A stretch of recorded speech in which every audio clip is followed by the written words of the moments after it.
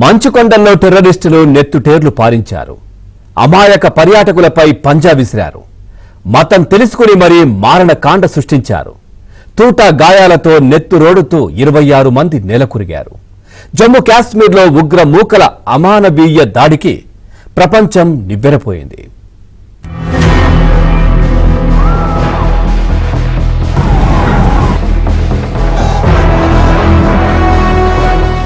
భూతల స్వర్గం లాంటి జమ్మూ కశ్మీర్లో మరోసారి ఉగ్రవాదులు నెత్తుటేర్లు పారించారు. మినీ స్విట్జర్లాండ్ గా పేరున్న బైసరాన్ ప్రాంతంలో టూరిస్టుల్ని తుపాకులతో నిర్దాక్షిణంగా కాల్చి చంపారు. పర్యాటకుల్ని వెంటాడి మరీ బుల్లెట్లు దించి పొట్టన పెట్టుకున్నారు. మృతుల్లో తెలుగువారు కూడా ఉన్నారు. ఈ ఘటన యావత్ దేశం ఉలిక్కి పడేలా చేసింది. अरे हम लोग फौज हैं, हम लोग बैठो बैठो, हम लोग फौज हैं, बैठो बैठो मेरे बच्चे को अरे हम लोग రక్తపు మడుగులు, ఆ మడుగుల్లో అక్కడక్కడ మృతదేహాలు, ఆ మృతదేహాల పక్కన రక్తంతో తడిచి విషన్న వదనంతో కూర్చున్నవారు కొందరు. అయిన వారిని తమ కళ్ల ముందే ఎవరో తుపాకీతో కాల్చేస్తే చూసి గుండెలవిసేలా ఏడుస్తున్నవారు మరికొందరు. భయ్యా, నా భర్తను కాపాడండి, దయచేసి సాయం చేయండి, మమ్మల్ని రక్షించండి అని చేతులు జోడించి వేడుకుంటున్నవారు ఇంకొందరు. హనీమూన్కు వచ్చి భర్తను కోల్పోయి రోదిస్తున్న నవవధువు ఓ వైపు ఉంటే, తండ్రి చావును చూసి రోదిస్తున్న కుమార్తె మరోవైపు. పహల్గాంలో పర్యాటకులపై ఉగ్రదాడి అనంతరం రక్తధారలతో తడిచిన పచ్చిక బయళ్లలో కనిపించిన హృదయ విదారక పరిస్థితి ఇది. ఎక్కడ్నుంచో హఠాత్తుగా వచ్చిన ఉగ్రవాదులు హిందువులు, మరీ ముఖ్యంగా పురుషుల లక్ష్యంగా కాల్పులు జరిపారు. పేర్లు, మతం అడిగి ఖురాన్లోని సూక్తులు పలికించి మతాన్ని నిర్ధారించుకొని మరి తలపై తుపాకీలు పెట్టి కాల్చి పారేశారు. ठीक है हम बचा देंगे, आप टेंशन मत लो, मैं आ रहा हूँ. मैं कहाँ पे आपका ये हस्बैंड, क्या हुआ इसको, क्या हुआ? Please ask for help. We don't need. Okay, don't worry. You okay? You need a water, sir? Sir, we'll manage. Just ask for help. Okay, you first you give the hands water, drop of water, take a drop of water, sir. Kashmir గడ్డపై నరమేధానికి ఉగ్రవాదులు ఈ పర్యాటక ప్రాంతాన్ని ఎంచుకోవడం వెనుక చాలా కారణాలు ఉన్నాయి. పహల్గాం పట్టణానికి 5 కిలోమీటర్ల దూరంలో ఉన్న బైసరాన్ వ్యాలీకి మినీ స్విట్జర్లాండ్ గా పేరుంది. శీతాకాలంలో మంచు దుప్పటి పరుచుకునే ఈ ప్రాంతం మిగతా కాలంలో పచ్చిక బయళ్లతో, ఫైన్ చెట్లతో యూరప్ అల్పైన్ లోయలను తలపిస్తుంటుంది. అందుకే దేశం నలుమూలల నుంచి టూరిస్టులు వేసవిలో ఈ ప్రాంతానికి క్యూ కడుతూ ఉంటారు. పైగా లులియాన్ సరస్సుకు బైసరాన్ వ్యాలీ బేస్ గా ఉండడంతో పాటు ట్రెక్కింగ్ కోసం సాహస యాత్రికులు ఈ ప్రాంతానికి క్యూ కడుతూ ఉంటారు. బైసరన్ లోయకు ఉన్న ప్రత్యేకతలే ఉగ్రవాదులు సులువుగా చొరబడి అమాయకులపై దాడి చేయడానికి వీలు కల్పించాయి. ఇక్కడి పచ్చదనం పాడు కాకూడదన్న ఉద్దేశంతో మోటార్ వెహికల్స్ ను అనుమతించరు. పహల్గాం టౌన్ నుంచి 5 కిలోమీటర్ల పాటు కాలినడకన లేదంటే పొట్టి గుర్రాలను పర్యాటకులు ఆశ్రయించాల్సి ఉంటుంది. పర్యావరణ సమతుల్యతలను కాపాడుకోవడం కోసం తీసుకున్న ఈ చర్యలు ఈ ప్రాంతాన్ని ఒంటరి చేసేశాయి. అత్యవసర పరిస్థితుల్లో సహాయ చర్యలకు ఆలస్యమయ్యేలా చేశాయి.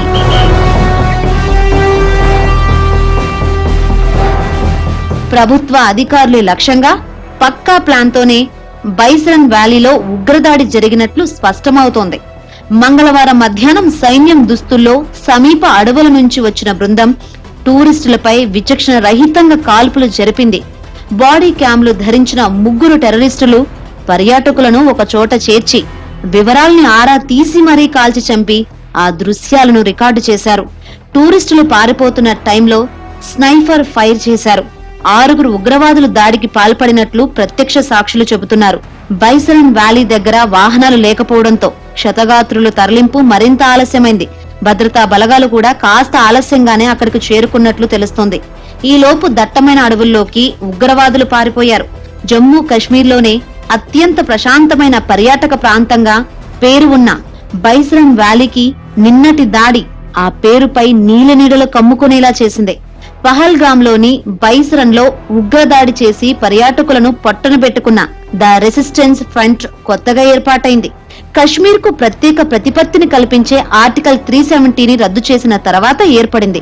తొలుత ఆన్లైన్ లో ఉగ్ర కార్యకలాపాలను నిర్వహించేది. అనంతరం 6 నెలల్లోగా లష్కరే తోయిబా లాంటి పలు ఉగ్ర సంస్థల సభ్యులను తీసుకుని భౌతిక గ్రూపుగా ఏర్పాటైంది.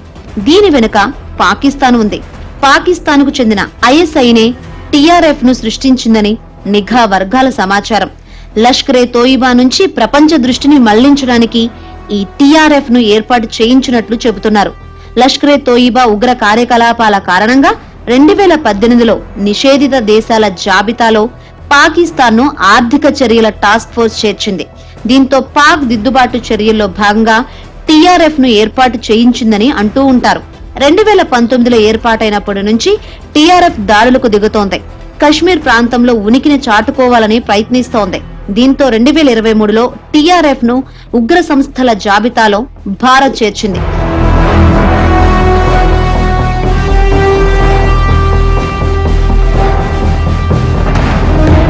టీఆర్ఎఫ్ ను సృష్టించింది షేక్ సజ్జాద్ గుల్ అలియాస్ షేక్ సజ్జాద్. అతడు కశ్మీరీ మిలిటెంట్. శ్రీనగర్ లో ప్రముఖ జర్నలిస్ట్ అయిన షుజాత్ బుఖారీ, అతడి భద్రతా సిబ్బంది ఇద్దరిని 2018 జూన్ 14వ తేదీన హతమార్చడానికి కుట్ర పన్నింది సజ్జాదే. ఉగ్ర కార్యకలాపాల కారణంగా ఉపా చట్టం కింద సజ్జాద్ ను ఉగ్రవాదిగా కేంద్ర ప్రభుత్వం ప్రకటించింది. గతంలో అతడు లష్కరే తోయిబా కమాండర్ గా పనిచేశాడు. టీఆర్ఎఫ్ లో పనిచేసే వారిలో సాజిద్ జాట్, సలీం రెహమానీ ఉన్నారు. వీరిద్దరూ గతంలో లష్కరేలో పనిచేసిన వారే. అన్ని మతాలకు చెందిన వ్యక్తులను టీఆర్ఎఫ్ లక్ష్యంగా చేసుకుంటుంది. ఆ సంస్థ దాడులు చేసిన వారిలో కశ్మీరీ పండిట్లు, సిక్కులు, హిందువులు, ముస్లింలు ఉన్నారు. 2020 ఏప్రిల్ 1న ఎల్ఓసి వెంబడి కుప్వారాలోని కెరాన్ సెక్టర్ లో 4 రోజుల పాటు ఎదురుకాల్పులు జరిగినప్పుడు తొలిసారిగా టీఆర్ఎఫ్ పేరు వెలుగులోకి వచ్చింది. 2020 అక్టోబర్ 30న కుల్గామ్ లో 3 బీజేపీ కార్యకర్తల్ని టీఆర్ఎఫ్ ఉగ్రవాదులు హతమార్చారు. 2020 నవంబర్ 26న శ్రీనగర్ కు సమీపంలోని లాయేపోరా ప్రాంతంలో రాష్ట్రీయ రైఫిల్స్ పై దాడి చేసిన టీఆర్ఎఫ్ ఉగ్రవాదులు దానిని చిత్రీకరించారు. 2 సైనికులను కాల్చి చంపారు. 2023 ఫిబ్రవరి 26న పుల్వామాలో సంజయ్ శర్మ అనే కశ్మీరీ పండిట్ ను టీఆర్ఎఫ్ ఉగ్రవాదులు పొట్టనబెట్టుకున్నారు. 2024 అక్టోబర్ 20న గండేర్బల్ లోని సోన్ మార్గ్ లో ఒక వైద్యుడు 6 వలస కార్మికుల్ని హతమార్చారు.